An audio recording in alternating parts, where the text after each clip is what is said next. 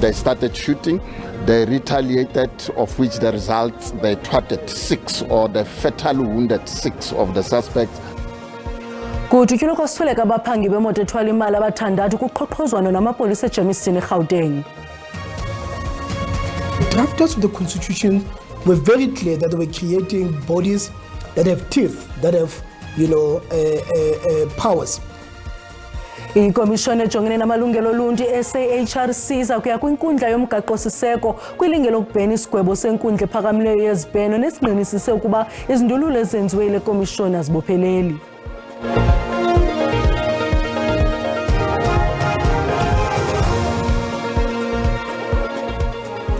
Molweni emakhaya, khongozela novimba wangokuhlwanje.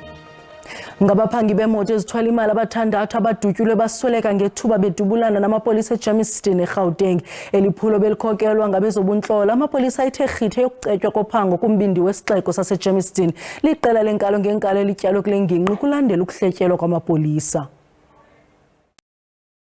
Yohlobo lweHyundai iX35 yona ebihamba inzwelaboya ebeyizobamba inkunzi. Amaphoyisa kanye nonogada bayihlale ithendeni legilamkhuba kwaduma izulu lezandla.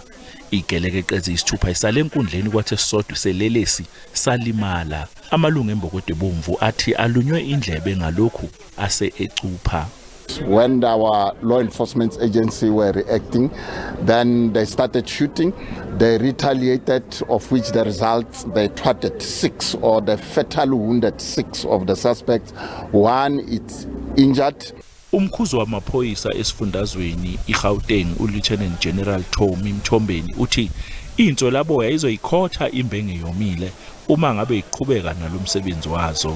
Abayibonele ngawo abamehlo bathi besimanzonza isimo ngesikhathi dudulana ngezulu lezandla bathi kunesinye isigilamkhuba esizama ukuphuma emotweni sathi nyawo zami ngibelethe kodwa ke asifikanga nakuphi ngoba bakwasidlodlo badedele intululwane yenhlamvu ishoba lalala mazolo. I was coming from this direction and then I saw a car coming at very high speed. The security were after the car, and then they got out, they started firing at the car lost control and it hit the city wall. One guy tried to get out of the car and run and they shot him dead. Amaphoyisa athole ngisho inhlokohlela yesibhamu sohlobo lo AK47 kanye nezinye ibhamu ezincane nemali lenzwelaboya bese ziyithathile itholakele. Igama lami nguCalvin wakwaDludla endabeni zeSABC ngibika ngiseJamestown. ANC sathule ngekamva lamasebe ANC kwaZulu Natal emva kokwehla kwayo kunyulo lwajikelele nolwephondo. Eliqela lehle kakhulu emva kokungena kombutho wayesakuba ngumongameli uJacob Zuma umkhonto wesizwe party nothe wakhokela kweliphondo kunyulo lwangoMeyi. Kwinkomfa nonondaba namhlanje isithethi sajikelele esibambeleyo seANC uZuko Godlimpi uthe isigqibo ngamasebe ANC sakuvakaliswa emva komhlangano okhethekileyo wesigqiba sajikelele. Working committee did have a discussion about our visit to KwaZulu-Natal in the last month in August, but that work is still under review because we are trying to have a comprehensive understanding of the state of the organization across the country. And as we did indicate earlier, a decision about what we do with respect to structures of the ANC will be communicated after the special ANC meeting that we said will sit either at the end of August or now mid-September. It's now clear that ANC meeting is going to sit in the middle of September due to the outstanding work that we are doing. ANC deployees of the ANC will be across South Africa tomorrow in a number of provinces in the Eastern Cape, in Northern Cape, in Limpopo, where we will be doing the same work of trying to understand what is the state of our organization, what is the state of local government, are we in a position to improve delivery of services to the people, where are the gaps, what interventions are needed for us to make in order to improve the provision of services on the ground. Owayesakuba ngumongameli weANC uThabo Mbeki uthi eliqela limele ukuthabatha amanyathelo wokunyusa umgangatho kwiziphumo zonyulo lwajikelele. Bethetha kumhlangano wesigqeba sekomiti yephondo eVelkom eFreystata. Umbeki kwathe ingxoxo ecwangcisiweyo nomongameli uCyril Ramaphosa ingancede kwakheni lombutho nasekubumbeni ubunye. ANC sephansi phezulu namanyathelo okwakha kwakhona eliqela emva kweziphumo zonyulo lwajikelele. Umbeki ubuyele kwiphondo laseFreystata ukubeka esweni ukuba isigqeba sekomiti yephondo kumaxesha endawoni nokuthabathela ingqalelo inkqubela phambili yombutho. Kwintetho yakhe ugxininise ukuba iANC kumele izihoye izimvo zabavoti. Kunjalo nje iinkokheli zajikelele zithabathe amanyathelo aqatha ekuzeni nenguqu. Ukwaleke ngelithi imingeni ejijisana neANC eFreystata isukela ekusileleni kokwenziwa ngokutsha kwezinto. So when we talk about renewal of the ANC now, that's a challenge we face. Inevitably, if you want to renew the movement, you can't avoid getting all of the members of the ANC, starting with the president, to renew their membership. You must apply. I'm renewing my membership. And there's a panel that must process that and say, no, this it's okay. This one can be a member. Lo gama isigqeba sekomiti yephondo sinqwalile ukuba iANC ngenene ibe nezenzo ezinokutenxa ngenxa yokuphosana nenjongo. Ukanti ke umbeki uthe uza kwenza utyelelo eliza kulandelelela olu ukuqinisekisa ukuba isigqeba sekomiti yephondo siwathabathile amanyathelo okwenza ntsha izinto nokuza nezicwangciso zokuxoza mphini wumbi wokuthi xhaxhe umgangatho nomthamo weANC. Ikomishoni ejongene namalungelo oluntu SAHRC zakuya kwinkundla yomgaqo-siseko kwilinge lokubhena isigwebo senkundla ephakamileyo yezibheno nesingqinisise ukuba izindululo ezenziwe yile komishoni azibopheleli kwaye inkundla yezomthetho kuphele nokuzinyanzelisa izindululo zale komishoni. Ukuba esi sigwebo asiphikiswanga oko kungathetha ukuba le komishoni yamalungelo oluntu ngunomgogwana nje weziko ukuba izigqibo zayo azivunywa inkundla. Zina babenazo abaqulunqi bomgaqo-siseko weli ngethuba kusekwa amaziko azimele yaqinisekisa ukusebenza ngendlela komgaqo-siseko nabizwa nge-Chapter 9 institutions afana nekomishoni yamalungelo oluntu. Obesakuba ngusihlalo wale komishoni uGqirha Bhani Pityana uyanaba. So the Human Rights Commission Act says that the commission shall be competent and obliged, those are quotation marks from the preamble, to investigate any alleged violation of fundamental rights and to assist any person adversely affected thereby to secure redress. Lidabi phakathi kwale komishoni kunye nenkampani yezolimo malunga nezindululo zale komishoni kumba welungelo lokufumana amanzi. Igqwetha eliphezulu kwiziko lezifundo zezomthetho uSithuthukile Mkhize uthi lo mba uxhomekeke kwindlela ekutolikwa ngayo umthetho. One of the functions of the Human Rights Commission, it says that they have a mandate to also take steps to appropriate steps to secure appropriate redress where human rights have been violated. So that is broad enough, we are arguing as CALS, it's broad enough to include the issuing of binding recommendations. Webo samva nje sishiya uxanduva kule komishoni lokuba iqinisekise amagunya ayo kwinkundla.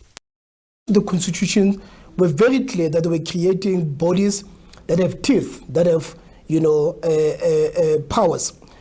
We receive more than 6,000 complaints a year. Now, what this court decision is saying is that on each and every of those complaints, if we find that there's been a violation, in order for it to be respected, we must go to court.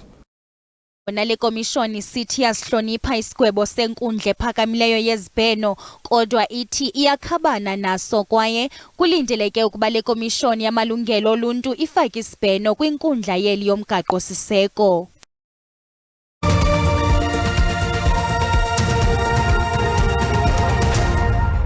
Sinamkele kwakhona kwindaba zelijelo uyakwazi ukubukela kwakhona ezindaba kwijelo le-YouTube uthi SABC indaba zesiXhosa ukanti xa ubukele sicela ucofe ulike ze xa ungekamcofa usubscribe sibongoza wenze njalo kwinqaku loqala sithe Ngabaphangi bemoto ezithwala imali abathandathu abadutyulwe basweleka ngethuba bedubulana namapolisa eJermiston eGauteng. Eliphulo belikhokelwa ngabezobuntlolo. Amapolisa ayithe rhithe yokucetywa kophango kumbindi wesixeko saseJermiston liqela lenkalo ngenkalo elityalwe kule ngingqi kulandela ukuhletyelwa kwamapolisa. Ubekho kwikhaya lakhe lokugqibela ukungawonyweba obeneminyaka 19 exesi kwiphondo laseMpuma Koloni. Abazili baphume ngobuninzi bezokunika imbeko yabo yokugqibela kule ntwazana. Umzimba wakhe ufunyenwe utshisiwe emakhanda ngoJulayi emva kokuba ebebikwe njengolahlekileyo. Kubanjwe abantu abathathu ngokusweleka kwakhe kwaye bajongene nezityholo zokubulala nokuxhwila, ukanti omnye wabarhanelwa kukholelwa ukuba ebethandana nexhoba. Lelantle kukungawonyweba. Izithethi zithe ibingumntu onekamva eliqaqambileyo. Usapho lwakhe luthi ibilixesha elinzima elikubo. Lento yenzekileyo into engaqhelekanga, engalindelekanga, enkaseyilindele. So bekunzima.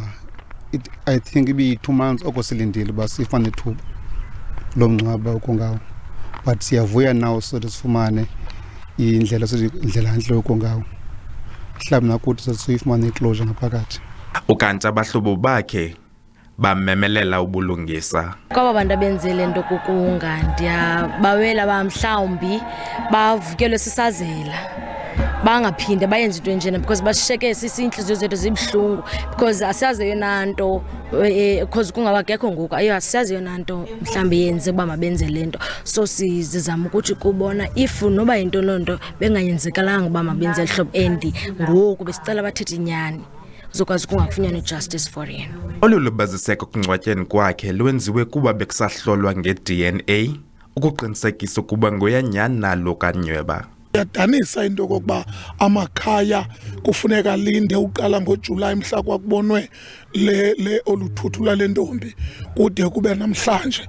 Lonto iyaxela ukuthi ilizwe loMzantsi Afrika kufuneka liqokelela imali liinvest more kweza laboratory apho kuza kucheckshwa khona imfuso nezinye izinto so that ifamily ingahlali inyanga iminyaka because khona nezihlela iminyaka esisalindileyo. Lonto iyaxela kuba sikhona ingxaki. Abatyholwa kwelityala bazokuphinda babuyele kwinkundla kaMantye Dikeni ngoMvulo. Abongile Yankis kwiindaba ze-SABC eXesi.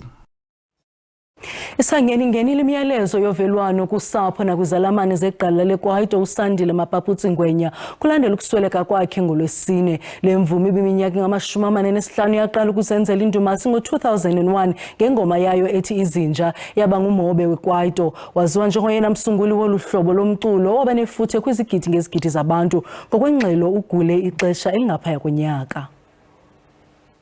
Come again. 1, 2, 3. uMapaputsi wazalwa wakhulela eZola eSoweto. Amanxila omculo weKwaito athi kunzima ukuzamkela ezokushiywa lelikhwahla lomculo. Empilweni we come, we live, and eventually we go.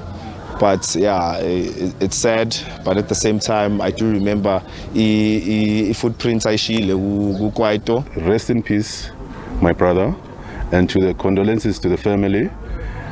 We have lost the icon. South Africa has lost an icon. We'll continue to give you our support as South Africa. Isebele zemidlalo ubugcisa nenkcubeko eGauteng nalo ligcwele emswaneni ngokuwa kwalendedeba. Our thoughts and prayers go out to his family, friends, and the members of the creative industries. His legacy will continue to inspire future generations of musicians, and his name will remain etched in the files of our music catalog. Ngabantu abafana noMapaputsi abaqala ukuxonxa oluhlobo lomculo oncamisa umxhelo iKwaito. Umculo wakhe ukhe wasetyenziswa kakhulu kwinkqubo zasekasi ezifana neyizo-yizo. Oxa bakhe nabahlobo bachube intlungu yabo yokulahlekelwa. Mapaputsi, I've known him for a longest time. You know, at home we used to have a Kwaito group. We used to call ourselves SOS, which my brother formed, DJ Mavosana. So there were times where we would perform together, Libo Mapaputsi, Libo Tokshebeleza, all those guys, those Kwaito guys.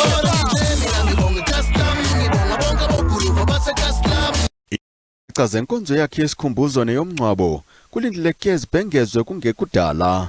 Makaphumle ngoxolo. Ukanti ngoku njengesiqhelo ngelixesha sina intatheli yethu zobuchwepheshe uSandile Hlangani kwaye namhlanje simngcambazisa ngobuchwepheshe obunokunceda abantu abadala. Sandile, siyakwamkela. Bobuphi ubuchwepheshe obunokunceda abantu sele bekhulile? Namhlanje sithetha ngalento sithi Internet of Things.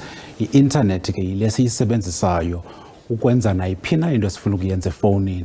Lento kuthiwa zi-things ngesilungu zizinto. Ezi zinto ke zizinto sizibiza ngoba zi-smart home devices ezikhona apha endlini. Ziquka ke i-microwaves, iimatshini zohlamba impahla, i-television kwakunye nefowuni le yakho. Omhlambi ke masibenzele umzekelo ngolu hlobo abantu lokuthi lento ke ifana ne-remote control, ibizwa ngoba si-smart speaker. So uyisebenza njenge-remote control. Umahluko wona isebenza lento kuthiwa yi-voice command. Endaweni yoba mawuyicofe njengoba uyicofe i-remote control, yona uyathetha nayo. Ukhazini wami xa kuqala unyaka umama wakhe wafunyanwa si-stroke. Umbuzo bezibuza wona kukuthi uzawuqasha umntu apha endlini ozawuncedisana nomama wakhe okanye uza kwenza njani. Into ke aziphendule yona wathi ke akazukwazi ngoba umama wakhe ungumntu othanda izinto zakhe zenziwe ngendlela ethile. Wakhetha ke lento sithi ngu-Alexis okanye esi-smart speakers. Yonke into elapha endlini connectwe kwesi smart speaker. Umntu omdala ke xa esebenzisa esi-smart speaker uyathetha naso athi ndicela undifudumezele ukutya kwi-microwave, ndicela undihlambele impahla, ndicela undilayitele itelevision. Nawe ke njengoba ungekho apha endlini uyakwazi nje uthetha athi Alexis ndicela undifowunelele intombi yam njengoba isemsebenzini. Yile nto ke nditshoyo ke ndithi ke uthe umama akazukwazi ke uba makancedwe ngumntu njengomntu othanda izinto zakhe mazenziwe ngendlela ethile. Yile nto ke kuthiwa yi-Internet of Things. Okwesibini ke sinale nto kuthiwa yi-Doctor on Demand. Nayo yi-application le ifuneka uyi-uploadele umamakho okanye lo mntu umdala ukhona apha endlini ukwenzela okokuba akwazi ukukhunjuzwa yile app ukuthi uyitya nini medication yakhe, uwasela nini amanzi, nazo zonke izinto ezifanele ukuba azenze uzawuzenza okanye uzazikhunjuzwa yile application. Sibamba ngazibini ke Sandile. Igunya lolawulo lwezokhenketho nemiboniso panyapanya KwaZulu-Natal lithi sendindlela ekufuneka ihanjwe licandelo lemiboniso panyapanya kweli ukunika amanina amathuba alinganayo kweli candelo. Oku ngokwengxelo yophando lwenziwe liziko iMoses Kotane nolubonisa ukuba akumyinge wama-70 amanina azisifundiswa nangekawufumana umsebenzi kweli candelo. Iningi labadidiyeli bamafilimu besifazane lithi imboni yamafilimu isagcwele abantu besilisa. Bathi uhlelo lwamanje loxhaso lukahulumeni lenza amathuba abe yindlala futhi kungathatha iminyaka ukuhlanganisa imali ukuze kudidiyelwe amafilimu ahlukile aseNingizimu Afrika azoheha umhlaba wonke. Umdidiyeli wesifazane uRani Sethram ukholelwa ukuthi ukunikeza abanye abadidiyeli bamafilimu besifazane uxhaso lukahulumeni kuzosiza.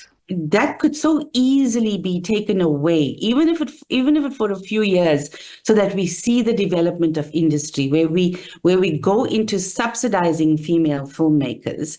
Umdidiyeli wamafilimu osafufusa waseThekwini uthi sebezisungulele inkampani yabo ngenxa yobandlululo abalibone kulomkhakha. So kahle besifuna ukuformulate le nkampani because sibonile ukuthi kwi-industry yethu kuba nzima ukuthi si-break senze amafilimu, whether it's because asiyitholi funding or nje as ama-graduates abantu abakuthembi, amankampani awanithembi, so sathi okay asihlanganise neyethu inkampani. I-KZN Tourism and Film Authority ithi le nhlangano inezinhlelo eziningi zokuhlomisa abesifazane ukuze babe izinhloko zeminyango ohlelweni lokudidiyela. Give women an opportunity where they have an interest and the skill to be employed in other departments. Your script writing, your cinematographers. We do have successful women cinematographers in our industry as well.